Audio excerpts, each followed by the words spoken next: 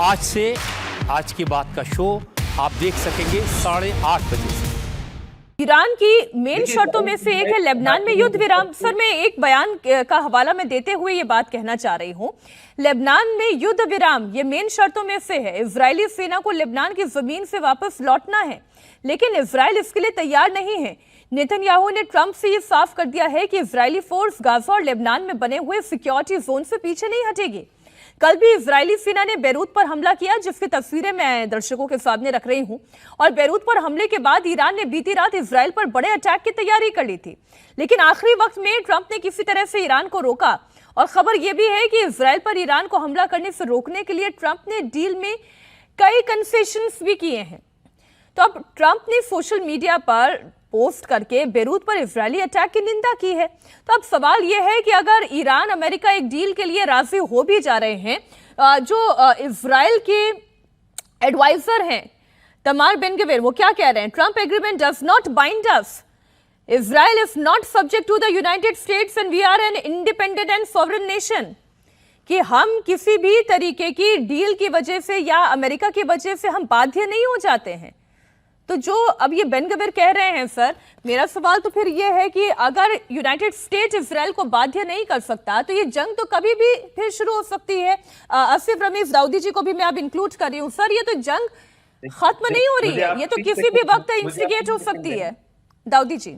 जी मीनाक्षी, आपने बिल्कुल सही कहा। अगर आप पूरे 108 दिन के अंदर की तमाम डेवलपमेंट्स को देखेंगी तो आपने देखा होगा कि जब जब सीज फायर की बात हुई है, बीच में लेबनान पे भी इतनी सारी जंगें जो गई थी, पहली बार जो सीज फायर हुआ था उसके बाद अटैक होना, तो ये तमाम चीजें इस बात की तरफ तो इशारा करती है कि इजराइल किसी भी तरीके से ये नहीं चाहेगा कि किसी भी हालत में ये जंग अभी रुक जाए। हालांकि ये पूरे इलाके में, चाहे मिडल ईस्ट की बात कर ले, गल्फ कंट्रीज की बात करें, इवन अमेरिका, इवन ईरान, ये तमाम कंट्रीज आखिरकार ये चाहेंगी कि कैसे भी यहाँ पे शांति बरकरार रहे, क्योंकि शांति में ही फायदा है। अभी हमारे प्रधानमंत्री ने भी कहा कि हर मसले का हल जो है शांतिपूर्ण होना चाहिए। अभी उनकी स्पीच में ये बात चल रही थी।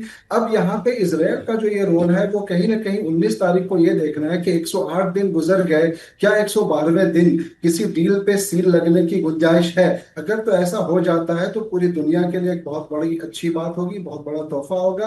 इस इलाके रीजनल, इसमें जो गल्फ कंट्रीज में भी इसका बड़ा फायदा होगा। मैं बताऊं कि सऊदी अरब के लिए कल भी आपसे जो बात हो रही थी, इस पूरे इलाके में जो एक विजन हम लेके चल रहे हैं, इस पूरी एक हम सब उसको देख रहे हैं, उसके गवाह है। उस विजन में प्रोग्रेस है, तरक्की है, उसमें कहीं भी युद्ध और उसमें विनाशकारी चीजों की कोई जगह नहीं है। अगर इन तमाम चीजों को रोका नहीं गया और इजराइल अगर इस तरीके से लेबनान पे अटैक करता रहा, या फिर लेबनान भी एक उस डील का हिस्सा है, अगर उस पर बात नहीं बनती है, तो कहीं ना कहीं जो कंफ्यूजन, अभी कुछ देर पहले एक डिबेट में मैं था, इजराइल के जर्नलिस्ट ये कह रहे थे कि हम इसके साथ नहीं है, और कहीं ना कहीं ट्रंप खुद कंफ्यूज दिख रही है, उनका स्टेटमेंट था। तो कहीं ना कहीं ये देखने को मिलेगा कि इजराइल और अमेरिका के बीच में भी कुछ ना कुछ एक तरह से कॉन्फ्लिक्ट या कुछ एक मिसअंडरस्टैंडिंग क्रिएट होगी। लेकिन अमेरिका को कहीं ना कहीं 19 तारीख को ये डील करनी होगी, और 19 को अगर नहीं करते, अगर ट्रंप अनप्रेडिक्टेबल भी है, तब भी आज न कल, शुरू से मैं कह रहा हूं 108 दिन हो गए, उसके पहले से कह रहा हूं, इसका आखिरी हल जो है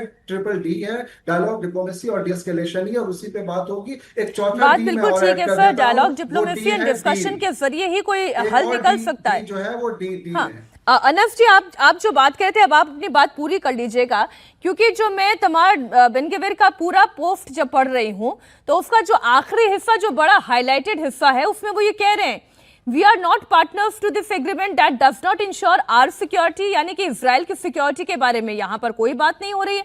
And it does not bind us in any way. We must not compromise on anything less than dismantling Hezbollah. जब तक हिजबुल्लाह को वो खत्म नहीं कर देते तब तक वो कॉम्प्रोमाइज करने के लिए तैयार नहीं है। We must not withdraw from any territory that our fighters have captured and cleared on terror infrastructure, यानी कि वो जो लेबनान के अंदर दाखिल हो गए हैं, उस लातिनी नदी तक उन्होंने अपना दायरा बढ़ा दिया है, वहां से वो पीछे हटने के लिए तैयार नहीं है। और ये बात ईरान को भी नागवार गुजरेगी। इसलिए सवाल यह है कि फिर क्या ये डील साइन होगी? इजराइल क्या सब कुछ शांति से हो जाने देगा? अनस जी। देखिए, पहली बात तो मैं आपको ये साफ इस किसी भी इजरायली पॉलिटिशियन की हैसियत ट्रंप के सामने एक मैं वो शब्द इस्तेमाल नहीं करना चाहता, लेकिन कुछ भी उसकी वैल्यू नहीं है। अगर ट्रम्प ने डिसाइड किया कि ये होना है तो ये होना है। इजरायली प्राइम मिनिस्टर को जो जिस तरह के स्टेटमेंट जो ट्रम्प ने कुछ दिनों पहले कहे थे, वो सबको पता है। तो इजराइल उस पोजीशन में नहीं है कि अब वो बहुत ज्यादा डिक्टेट कर सके, क्योंकि इस वॉर को लेकर के इजराइल ने अपनी इंटेलिजेंस को की बहुत किरकिरी कराई है और अमेरिका को पूरे एक खराब गड्ढे में, अंधी सुरंग में डालने की कोशिश की। तो अमेरिकन सिक्योरिटी को खतरे में डाला है इजराइल ने। तो इसलिए इजरायली पॉलिसीज को लेकर के अमेरिका के अंदर काफी गुस्सा हो गया। एक बात। दूसरी बात यह है कि खुद जो रीजन है पूरा, वो रीजन इस तरह से पहले कभी बिहेव नहीं करता था जैसे इस जंग में उसने किया है। वो बिल्कुल नहीं चाहता था कि रीजन इजराइल की इस बिला वजह की जंग में शामिल हो जाए। तो इसलिए अमेरिका को यह भी चिंता हो गई कि रीजन उनके हाथ से निकल रहा है। अगर वो बहुत ज्यादा इजराइल के साथ जाएंगे तो चाइना और रशिया बिल्कुल नेक्स्ट डोर पर खड़े हैं और वो तैयार है रीजन के अंदर पूरी तरह से आने के लिए।